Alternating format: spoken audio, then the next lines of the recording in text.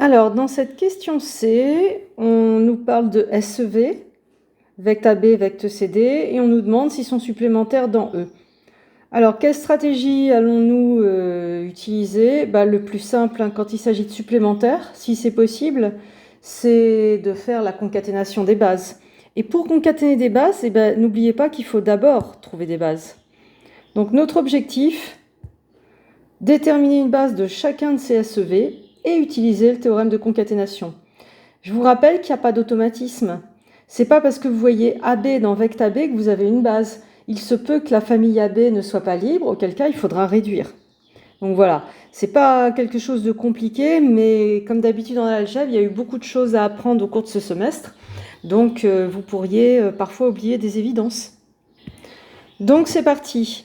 AB, ok, c'est une famille qui s'offre à nous. Pour savoir si c'est une base de vect AB, il suffit de regarder si elle est libre.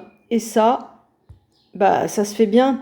Parce que comme il n'y a que 2 vecteurs dans votre famille AB, il suffit de regarder s'ils sont collinéaires, et ça s'observe. Et donc, cette famille que j'ai baptisée F1, elle est libre et génératrice de vect AB. Toutes les familles sont génératrices de leur vect, je vous le rappelle. Donc, c'est une base. Pour l'autre SEV, on n'est pas obligé de tout rédiger. Ça, de manière générale, quand on a bien rédigé et que les démos se ressemblent, on dit de même. De même, cette famille que je baptise F2, c'est une base de vect CD. Et après, on va concaténer. Donc, je déclare ma famille concaténée avec mes notations. F3 égale F1, F2.